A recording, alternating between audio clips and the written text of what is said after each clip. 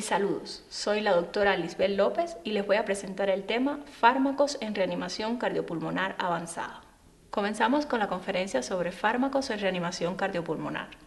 Aunque la utilización de fármacos constituye una medida de segunda línea en situaciones de parada cardiorrespiratoria, es importante conocer e identificar el momento oportuno de su administración, de forma que contribuyan a incrementar la supervivencia al igual que el resto de las maniobras que utilizamos en estas situaciones. En soporte vital avanzado, prevalece la tendencia a minimizar el uso de fármacos.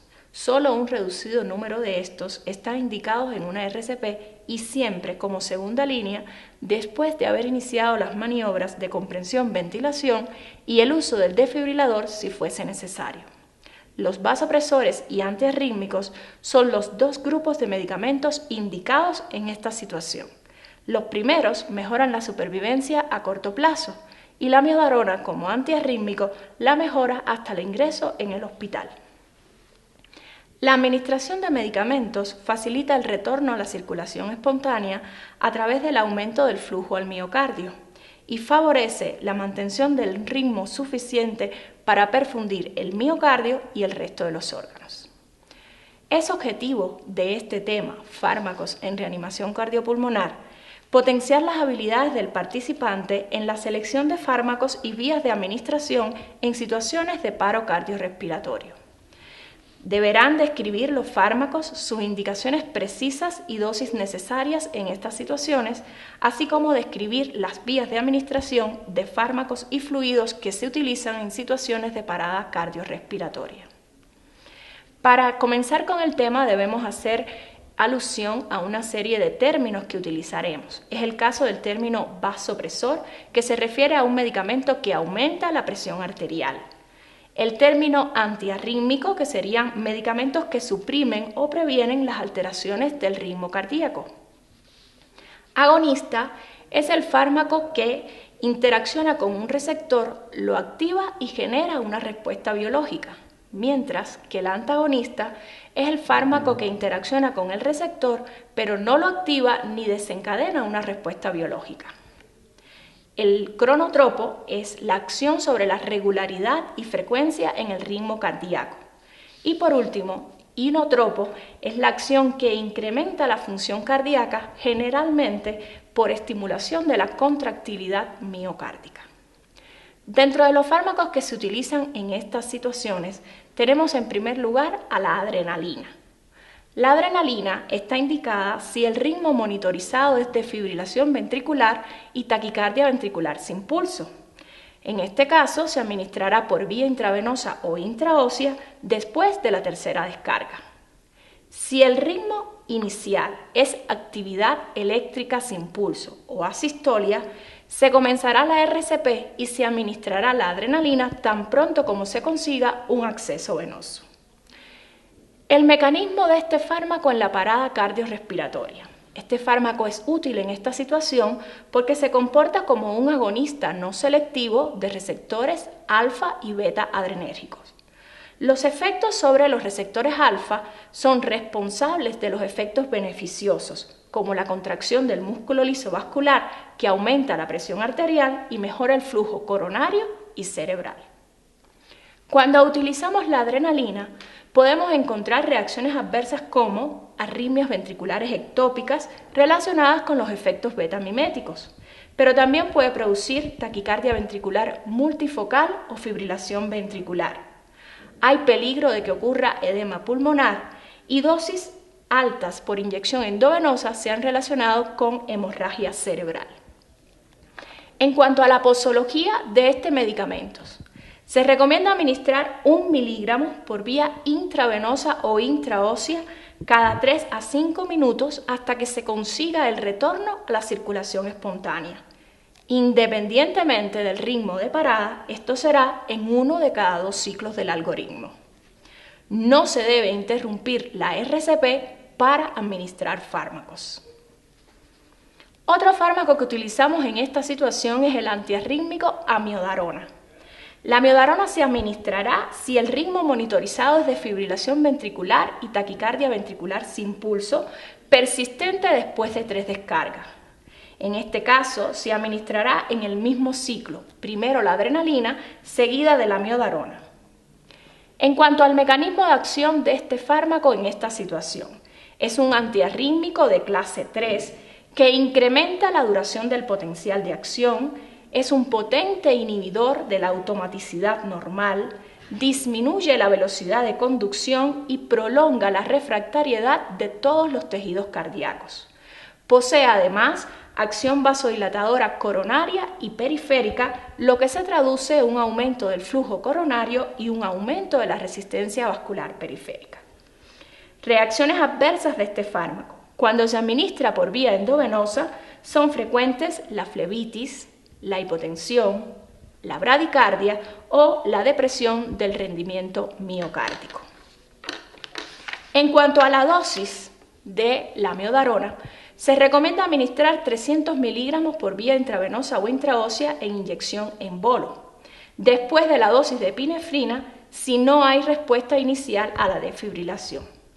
Se puede dar una segunda dosis de 150 miligramos seguida de una infusión de 900 miligramos en 24 horas hasta que la fibrilación ventricular o la taquicardia ventricular sin pulso resuelva si es recurrente o refractaria.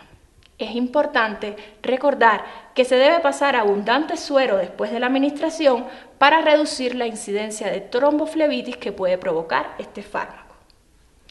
Como una alternativa podemos utilizar la lidocaína. La lidocaína está indicada cuando la fibrilación ventricular o la taquicardia ventricular sin pulso es refractaria a la RCP, a las desfibrilaciones y al uso de vasopresores y no se dispone de amiodarona.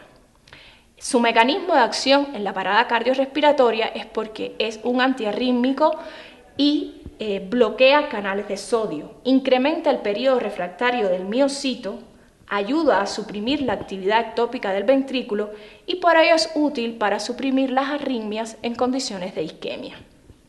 En cuanto a las reacciones adversas de este compuesto, es importante recordar que puede producir crisis convulsiva por la administración endovenosa rápida de una dosis grande y como una precaución no administrar si ya se ha utilizado amiodarona. En cuanto a la posología de la lidocaína, se recomienda administrar la dosis de carga de 1 a 1,5 miligramos por kilo en bolo intravenoso lento durante 2 a 3 minutos. Puede repetirse una segunda dosis de 0,5 a 0,75 miligramos por kilo en 5 a 10 minutos hasta un máximo de 3 miligramos por kilo. En algunos casos se puede utilizar una infusión continua de 1 a 4 miligramos por minuto intravenosa. Si no se pudiera acceder a la vía intravenosa, se puede utilizar la vía intraósea. Existen una serie de fármacos que solo se utilizarán en situaciones de parada cardiorrespiratoria bajo indicaciones precisas. Así tenemos el caso que en la taquicardia ventricular polimorfa o fibrilación ventricular refractaria con hipomagnesemia está indicado el sulfato de magnesio. De este, administrar 2 gramos diluidos en 100 mililitros de suelo glucosado al 5% en 1 a 2 minutos y se puede repetir después de 10 a 15 minutos. En la parada cardiorrespiratoria con hiperpotasemia o en la intoxicación por antidepresivos tricíclicos se puede indicar el bicarbonato de sodio a la dosis de un mini equivalente por kilo intravenoso o intraóseo. Se pasa lentamente y se repetirá según la condición clínica del paciente o el resultado de las gasometrías seriadas.